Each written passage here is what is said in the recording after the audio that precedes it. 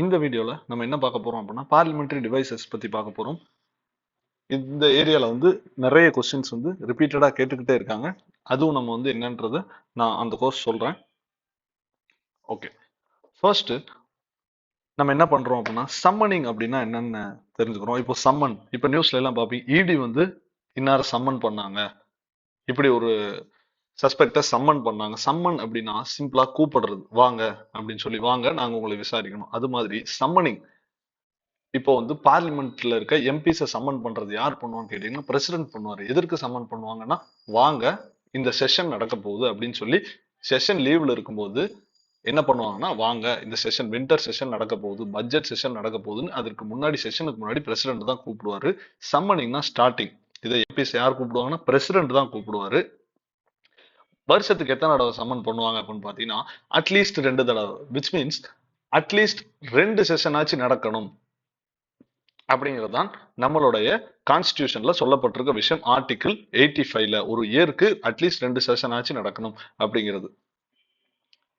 சரி, இந்த area previous year கொஸ்டின்ல கேட்டிருக்காங்க. நம்மகிட்ட எத்தனை செஷன்ஸ் இருக்கு அப்படின்னு கேட்டீங்கன்னா, budget session, monsoon session and winter session. First budget session பிப்ரவரியில, and monsoon session June July, and winter session எப்பன்னு பாத்தீங்கன்னா டிசம்பர், அந்த ரேஞ்சில் நடக்கும்.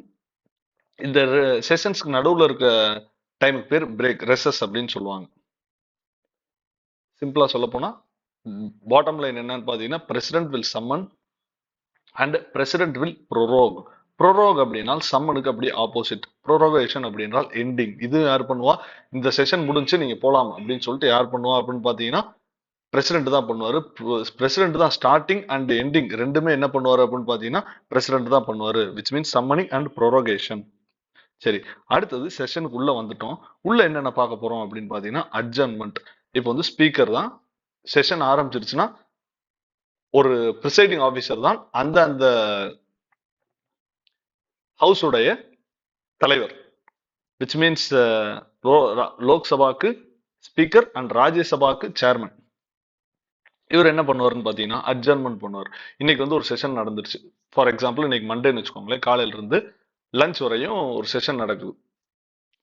12 o'clock வரையும் ஒரு செஷன் நடக்குதுன்னு வச்சுக்கோங்களேன். திடீர்னு எல்லா மெம்பர்ஸ் அங்க ஒரு செஷன் நடத்த விடாம எதிர்கட்சிக்காரங்களாம் இது பண்ணிட்டு இருக்காங்க, ஒரு ப்ரொடெஸ்ட் பண்றாங்க அப்படின்னு பாத்தீங்கன்னா என்ன பண்ணுவாரு அப்படின்னு பாத்தீங்கன்னா அட்ஜர்ன் அப்படின்னு சொல்லிடுவார்.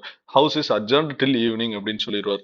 சாயந்தரம் வரை ஹவுஸ் அட்ஜர்ன் அப்படின்னா சின்ன பிரேக். இந்த பிரேக் ஹவர்ஸா இருக்கலாம், ஈவினிங் வரையும்னு சொல்லலாம், இல்ல இந்த வீக் ஃபுல்லா house is adjourn next Monday வாங்கன்னு சொல்லலாம். இல்லைன்னா என்ன பண்ணலாம் அப்படின்னு பாத்தீங்கன்னா ஒரு 5 நாள் இல்லைன்னா 2 நாளைக்கு ஹவுஸ் அட்ஜர்ன், இன்னைக்கு மண்டே நீங்க தேர்ஸ்டே வாங்கன்னு சொல்லலாம். இது அட்ஜர்ன்மெண்ட். ஓகேங்களா? அப்போ அட்ஜர்ன் இது யார் பண்ணுவானா? ப்ரிசைடிங் ஆபீசர், ஸ்பீக்கர் இல்லைன்னா சேர்மன். அட்ஜர்ன்மெண்ட் சைன் டை அப்படின்றால் இன்னைக்கு மண்டே, இன்னைக்கு அதே மாதிரி மத்தியானம் என்ன சொல்றாங்கன்னு பாத்தீங்கன்னா இதே மாதிரி ப்ரொடெஸ்ட் நடக்குது. ஸ்பீக்கர் என்ன நினைக்கிறாருன்னா, இது எப்ப முடியும்னே தெரியாது இந்த ப்ரொடெஸ்ட், இவங்க ஒரு நிலைக்கு கொண்டு வரதுக்கு எனக்கு என்ன டைமிங் தெரியல அப்படின்னு ஒரு நாள் கணிக்க முடியலன்னா என்ன பண்ணுவாருன்னா அட்ஜர்ன்மெண்ட் சைன் டை அப்படின்னு சொல்லுவாரு. சைன் டை அப்படின்றால் கால வரையின்றி நான் ஒத்தி வைக்கிறேன் அவைய அப்படின்னு சொல்லுவாரு. இது யார் பண்ணுவானா? Speaker and chairman. இப்போ அட்ஜர்ன்மெண்ட் வர்றப்பே அட்ஜர்ன்மெண்ட் மோஷன்னா என்னன்னு தெரியணும். அட்ஜர்ன்மெண்ட் மோஷன் அப்படின்றால் it is a parliamentary device. எதற்கு அட்ஜர்ன்மெண்ட் மோஷன் இதுக்குள்ள கொண்டு வர்றோம்னா, இதுவும் ப்ரீவியஸ் இயர் கொஸ்டின்ல கேட்டிருக்காங்க. அட்ஜர்ன்மெண்ட் சைன் டைக்கும் இதற்கும் என்ன அப்படின்னு பாத்தீங்கன்னா ரெண்டுக்குமே ரிலேஷன்ஷிப் இருக்கு. விச் மீன்ஸ் அப்படியே டைரக்ட் ஆப்போசிட் ரிலேஷன்ஷிப், ரெண்டே குழப்பிக்க கூடாதுங்கிறதுக்காக தான் இங்க கொண்டு வருது. Adjournment motion அப்படின்றால் urgent public importance. இப்போ சென்னையில ஃபிளட்ஸ் வருது, ஓகேங்களா? அதை பார்லிமெண்ட்ல டிஸ்கஸ் பண்ணணும்.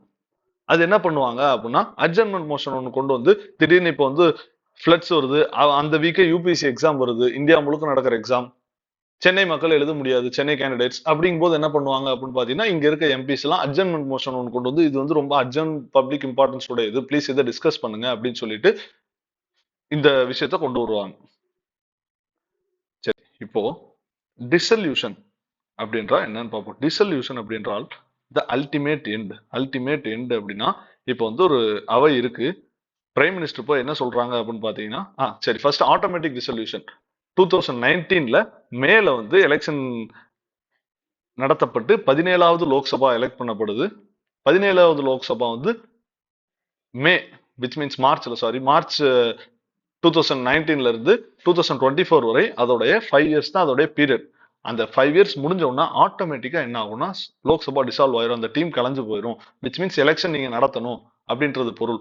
அன்லெஸ் அண்ட் அன்டில் நீங்க எக்ஸ்டென்ஷன் வாங்குறீங்க, ரெண்டு பார்லிமெண்ட்லயுமே, பார்லிமெண்ட்ல ரெண்டு ஹவுஸ்லயுமே அப்ரூவல் ஆகி எக்ஸ்டென்ஷன் வாங்குனீங்கன்னா மட்டும்தான் இது வந்து எக்ஸ்டெண்ட் ஆகப்படும். இல்லைன்னா ஆட்டோமேட்டிக்கா அது கலைந்து போயிடும். இல்லைன்னா மேனுவலா கலைக்கலாம். எப்படி மேனுவலா கலைக்கலாம்? பிரைம் மினிஸ்டர் போய் என்ன பண்ணலாம்னா, இந்த லோக்சபாவை நீங்க வந்து கலைச்சு விட்டுருங்கன்னு சொல்லி பிரைம் மினிஸ்டர் போய் யார்கிட்ட அட்வைஸ் பண்ணலாம் அப்படின்னா பிரசிடென்ட் அட்வைஸ் பண்ணலாம்.